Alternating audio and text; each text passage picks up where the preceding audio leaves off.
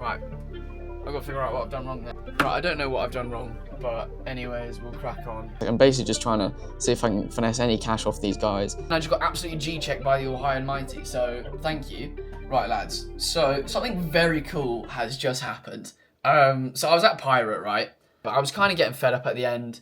It just wasn't looking good. Morale was pretty low. Yeah, I was packing my stuff. I was like, right, sod this, let's just go. Enough's enough, I've had it for the day. And on my way out into the car park, I see this text. It's from Cage. He said, yo, hey, I'm seeing the content, bro. Keep going, that shit fire. Pull up studio this week. We cook some. We'll get one with Huncho easy. And I just got absolutely G-checked by the All High and Mighty, so thank you. What's absolutely crazy is, right, I will show you my TikTok. I have 38 followers, 225 like, come on now, talk to me nice. I've already had 3 people, within like the UK rap industry, either engage with my posts, message me, or give me advice. And now one wants to get in a session. People are so encouraging, it's actually crazy. Mates are giving me video ideas, they're helping me with studio spaces.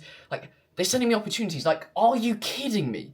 Literally everything is getting better right now. Everyone's being so nice. People I want to work with are either giving me advice, engaging with my posts, or reaching out to me and want to help me on this job. I'm telling you right now, boys, this is only the start. I've dropped 2 videos on YouTube, and I've posted 1, 2, 3, 4, 5, 6, 7, 8 TikToks. I'm trying to give advice to the people that are in my position like a few months ago or a few years ago or whatever, so that when you get to the point where you're like, right, I believe I have the skills, I have the appetite to get there, and now I want to get there. How do I do it? Okay, I watch Alex's vids, I see how he got there. Like, miracles happen every single day of the week. In such a short space of time, putting my wants and desires out there, my goals, they're coming to me in a sense.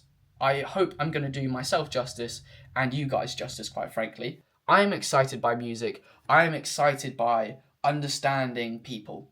I find it really cool when people are open and honest and vulnerable about, what they want in life. The hards, the good, the bad, and the ugly. What it took for them to get there. Where do they want to go? I'm really excited, to be quite honest with you. I'm gonna make the absolute most of it, and yeah, I'm just trying to learn as much as possible, and I'm gonna relay absolutely everything I know and understand to you guys in the best way I can. Please put yourself out there. By putting yourself out there, you're gonna vibrate at a certain frequency of authenticity, of whatever frequency that is authentic to you, and you're just gonna align with people that are more like you. And it's already starting to work out for me, and I hope that you can see this in such a short period of time, and I hope that that encourages you to do the same, because you deserve to be yourself at the end of the day. Now we're cooking, right? Assalamu alaikum, gents. We're back. Yeah, just gonna be cooking up some more. Yeah, this is the setup right now. Pretty techie. So, yeah, hopefully I don't drop this.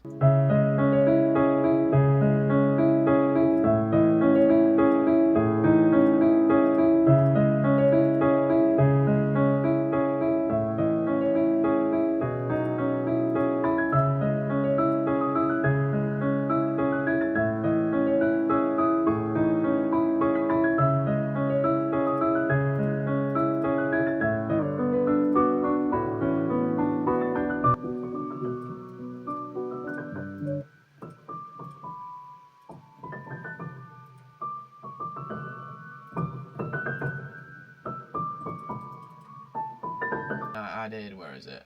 This flute, which I really, really like.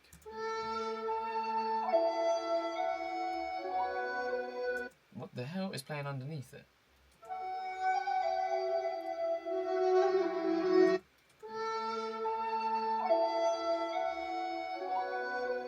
What the hell? Right, I've got to figure out what I've done wrong there. Right, I don't know what I've done wrong, but anyways, we'll crack on.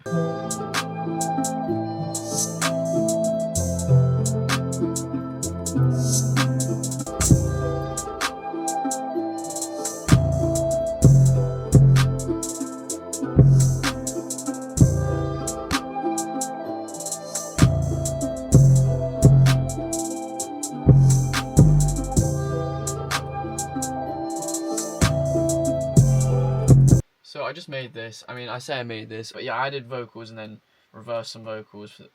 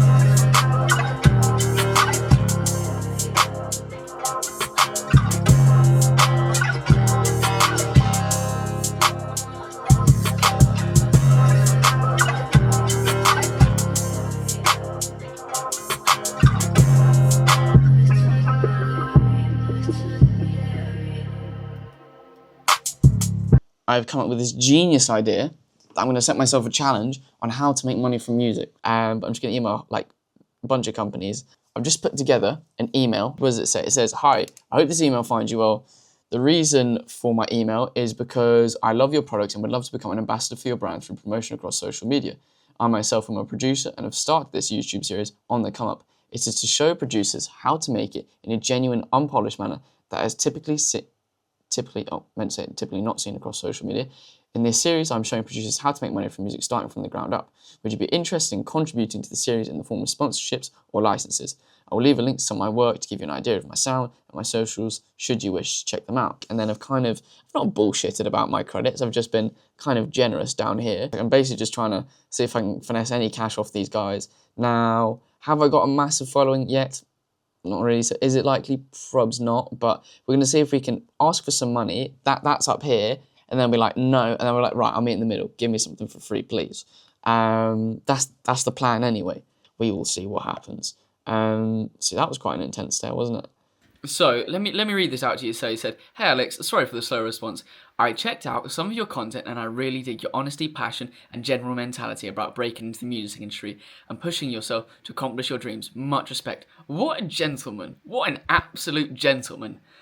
"I'm pretty lame in terms of the kind of music you do, but I'd be happy to support you nonetheless. If you'd like a specific instrument license to help you on your journey, just let me know and I'll hook you up. Best, Jonathan from Embertone." You are a gentleman, my friend.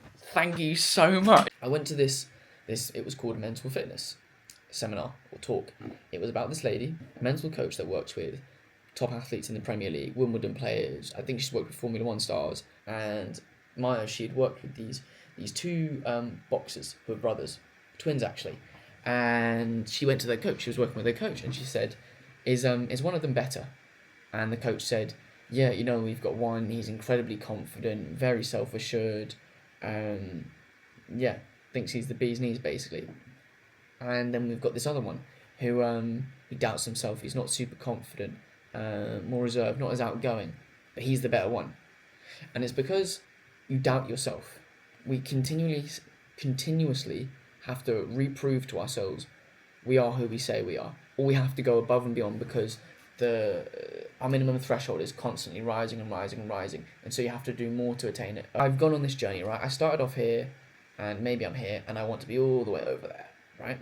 I don't know how far along this needle I am. I know that I wish to grow. Let's just say I am the 1.0 version of myself, and I want to become the 10.0 version of myself. Sometimes that's quite a big leap.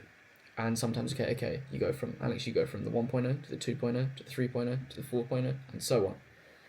And that requires an identity shift. There's still some gap that we've got to bridge, right? And there's this phrase, train it till you can trust it.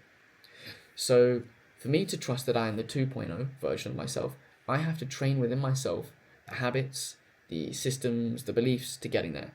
Now, we've spoken about an identity shift. You perform your self-identity, right? You stay at the level that you believe yourself to be. And so sometimes you might think, okay, Alex, well, if I'm on the 1.0 version of myself and I want to become the 2.0 version of myself, isn't there a gap that I've got to bridge? But I would say in the process of going from 1.0 to 2.0, I believe there's almost like an identity slip. It's like when two fault lines, right? Tectonic plates, they're rubbing against each other, the 1.0 and the 2.0, there's a slip and there's a give, right? And that's when the little cracks start to form. And that's where the things you've trained start to become the things you trust. It's in the process and the training that slip gives. And you go from the 1.0 to maybe the 1.3 to maybe the 1.5 to the 1.7 and so on. It's these little things, these little victories, these constant habituations that you reaffirm, right? These habits that you reaffirm and that become more and more ingrained. They become the things that get you to the 1.5, to the 1.7, to then the 2.0, all right? I now see myself in the person that is becoming. Once I've trained it sufficiently that I can trust it, then I imagine I will be the 2.0 version of myself. But I see myself as the person becoming. I'm not just the person that is trying to become. It's not this big singular jump that just happens. It's quite hard because we are so close to our present selves, right? That it can be hard to see and believe and feel and think like that 2.0 version. And be it. And that's why I say with the habit, it's biting off little bits every single day. Progress is, a lot of people, let's just go from the bottom of the screen. It's from there to there, right? That's the 1.0. Now there's going to be ups, there's going to be downs, there's going to be ups. There's ebbs and flows, right? It's not linear. But who you become along the way is the real prize, you know? Because once I get that placement, once I get the X amount of money in my bank account, the goalposts are just going to move. But each of us have a gift which is something to struggle for. Meaningful sacrifice is far better than a meaningless existence. Feel things deeply, really feel them, but touch them lightly.